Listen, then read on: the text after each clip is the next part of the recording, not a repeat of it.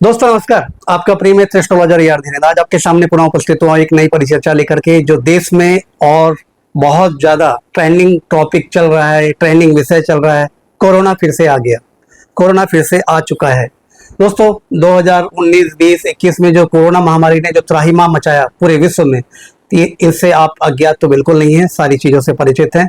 किस प्रकार की दर्दनाक भयावह हादसे और किस प्रकार से कितनी दुखद मौतों का कारण ये कोरोना महामारी और कोरोना नामक वायरस बना। तो ये कोरोना नामक वायरस दोस्तों पुनः भारत में और भारत के अलावा अतिरिक्त कई अन्य देशों दक्षिण पूर्वी एशियाई देशों में पहुंच चुका है। और ये कोरोना इस बार क्या कहर ढाने वाला है। ज्योतिषीय दृष्टिकोण से यदि हम देखें तो कोरोना वायरस है क्या मित्रों? कोरोना वायरस एक अज्ञात किस्म का बैक्टीरिया भी नहीं कहेंगे, वायरस ही है, विषाणु है, जो ना दिखाई देता है, लेकिन इसका प्रभाव इतना गंभीर और घातक होता है और छल कपट के रूप में अपने रूप रंग को बदल करके कई रूप में म्यूटेट होकर के आपके बॉडी में छुपने का प्रयास करता है और अपनी संख्याओं को बढ़ाता है और आपको ना जाने किन किन भयावह बीमारियों में डाल करके काल का ग्रास बना देता है। काल का ग्रास कैसे बनाता है मित्रों? ये आपके ब्लड में किसी सेल्स में आपके अंदर जाकर के ये अपनी संख्याओं को बढ़ाना प्रारंभ करके अज्ञात रूप से, रहस्यमय रूप से आपके शरीर को क्षतिग्रस्त करना प्रारंभ कर देता है। और ये क्षति इतनी भयानक और भारी होती है मित्रों कि इससे बहुत भाग्यशाली जातक ही उबर के वापस आ पाते हैं। और जिन्होंने इस जख्म को पाया है और जिन्होंने इस जख्म के दर्द को, दुख को झेला है, उनसे ही इस दर्द की पीड़ा को जान सकते हैं मित्रों, समझ सकते हैं कि क्या वेदना उनके जीवन में, उनके परिवार वालों को उस कोरोना काल में हुई जिसने त्राहिमाम मचा दिया। दोस्तों हम उम्मीद करते हैं, आशा करते हैं कि कोरोना महामारी जैसी बीमारियां इस विश्व के कल्याण के लिए कभी दोबारा ना आए। पर दोस्तों ये कलयुग का दौर है और राहु केतु शनि से प्रभावित ये हमारा कालचक्र चल रहा है। आज की जो देश काल वातावरण की परिस्थितियां हैं, सब राहु केतु शनि से प्रभावित है। कहीं ना कहीं ये जो महामारी है, जो राहु जैसे रहस्यमय प्लेनेट है, छल कपटी है, धूर्त हैं, धोखेबाज भी हैं, शार्प माइंडेड है, ब्रिलियंट माइंडेड है, इंटेलिजेंट भी हैं और रूप रंग बदल करके अपने कार्य को करने की क्षमताएं देते हैं। सेम उसी प्रकार से कोरोना महामारी, कोरोना वायरस भी राहु के लक्षणों से युक्त एक वायरस है, विषाणु है, जो राहु के गुणों से ही परिभाषित होता है। तो इसलिए हमने ये कहा कि क्या है राहु का कोरोना वायरस से कनेक्शन, या कोरोना का क्या है राहु से कनेक्शन। तो कनेक्शन यही है मित्रों। और हमको अब ये जानना होगा मित्रों कि राहु का गोचर जो अभी 18 मई 2025 में जो मीन राशि से कुंभ राशि में परिवर्तित हुआ, ये जो राहु का गोचर है, नवीन गोचर, उन किन राशियों के लिए इस महामारी को लेकर के भी जिम्मेदार हो सकता है जिनके खराब भाव में गोचर हो चुका है, या जिनके लिए योग कारक राहु इस बार के गोचर में अगले 18 महीने के लिए नहीं हो पाएंगे। तो हम उन्हीं राशि के जातकों की चर्चा यहाँ पे गोचर के आधार पे करेंगे मित्रों कि उन किन राशियों को विशेष तौर पे सावधानी बरतना है इस कोरोना महामारी या कोरोना वायरस से संबंधित विषय को लेकर, जिन्हें बहुत ज्यादा अपने आप को सुरक्षित रखने की आवश्यकता है। हमने दोस्तों यहाँ चार्ट पे अब लेके चल लेते हैं। चार्ट में हमने 6 चार्ट बनाए हुए। अब आप यूं पूछेंगे कि हमने 6 ही चार्ट क्यों बनाया, क्योंकि हमें समझ में आ रहा है कि ये वो 6 चार्ट हैं जिनके ऊपर इस महामारी का, यदि हम ईश्वर से दुआ करते हैं कि ये तो महामारी का रूप ले ही ना इस चरण में, लेकिन यदि किसी प्रकार से गंभीर रूप लेती है तो वो गंभीरता इन 6 राशियों के जीवन में ना आए, उसके लिए हम उपाय भी बताएंगे। और संभावना यह है कि इन्हीं 6 राशियों के जातकों के जीवन में इस महामारी का प्रभाव विशेष तौर पे हो सकता है। क्यों हो सकता है? सबसे पहले हम यहाँ देखिए मित्रों, पहला चार्ट है 3 नंबर का लिया हुआ है। इससे तात्पर्य है मिथुन राशि का चार्ट। मिथुन राशि के आप देखेंगे भाग्य स्थान में गोचर राहु महाराज का चल रहा है।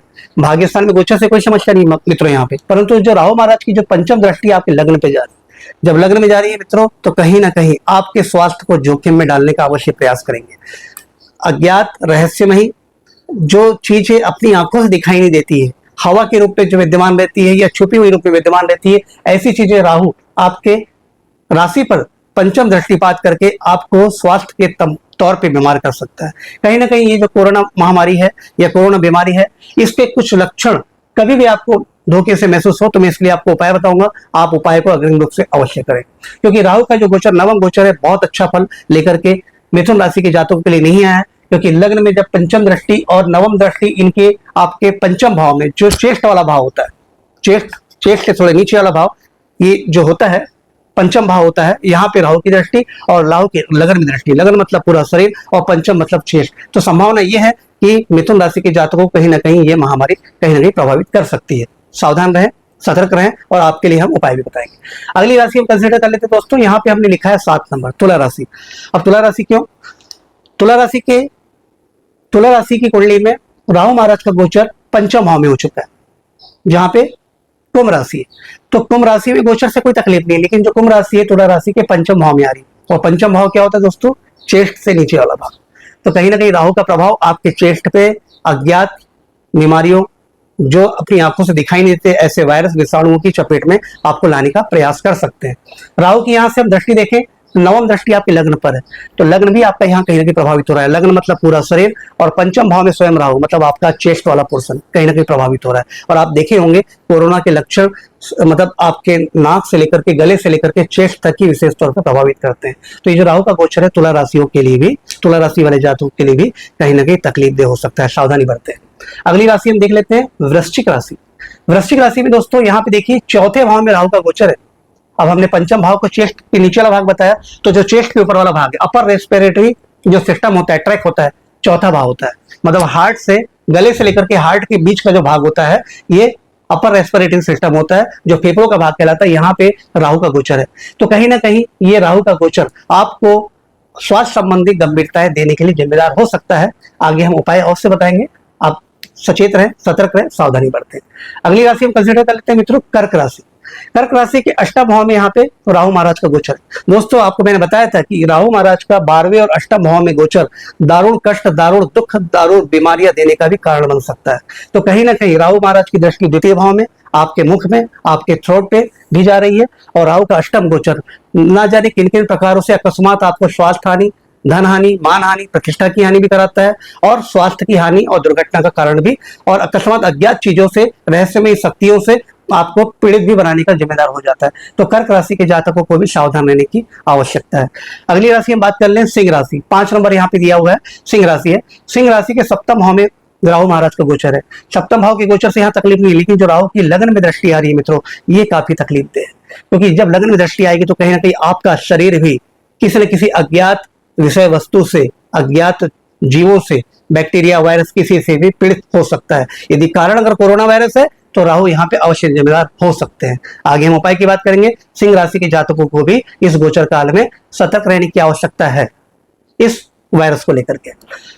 अगली राशि की हम बात करें, यह है मीन राशि। मीन राशि के दोस्तों देखेंगे कि द्वादश भाव में राहु महाराज का गोचर दिखाई दे रहा है। मैंने आपको थोड़ी देर पहले बताया कि द्वादश भाव की राहु और अष्टम भाव के राहु दारुण कष्ट, दारुण दुख, दारुण रोग, विपत्तियां, बीमारियां, कष्ट, हानि लेकर के अवश्य जीवन में आते हैं। तो मीन राशि के द्वादश भाव में जब राहु है तो समान परिणाम देंगे। जैसे अष्टम में राहु यहाँ पे कर्क राशि में दे रहे हैं, तो मीन राशि के द्वादश में राहु परिणाम यहाँ पे दे रहे हैं। तो राहु यहाँ पे क्या काम करेंगे? राहु की सप्तम दृष्टि आपके छठे भाव में रोगों को पैदा करने के लिए भी हो सकती है, और लग्न से 12वें घर में राहु मतलब लगन का, शरीर का नाश करने वाला भाव कहलाता है। राहु नाश कर देंगे ये नहीं कह रहे, परंतु राहु कहीं ना कहीं कोशिश करेंगे कि आपकी राशि को पीड़ित करे, पाप पीड़ित करे, स्वास्थ्य हानि कराए, धन हानि कराए, हॉस्पिटलाइज करें, आपको कहीं ना कहीं शरीर में पीड़ा का भाव पैदा करे, दर्द पैदा करे, विकार उत्पत्ति के योग बना दे।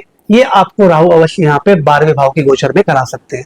तो दोस्तों मैंने टारगेट में उन 6 राशियों का गोचर निकाला है, जिन राशियों को विशेष तौर पे अगर ये कोरोना महामारी फिर से अगर विकराल रूप लेती है, हालांकि हमें गोचर की अवस्थाएं देख करके ऐसा महसूस नहीं होता है कि ये विकराल रूप लेंगी, परंतु यदि किसी प्रकार से मीडियम से मॉडरेट सिम्टम भी यदि लाइफ में आते हैं तो आप मिथुन राशि, तुला राशि, वृश्चिक राशि, कर्क राशि, सिंह राशि और मीन राशि के जातकों को इस महामारी से विशेष सावधानी बरतने की आवश्यकता होगी।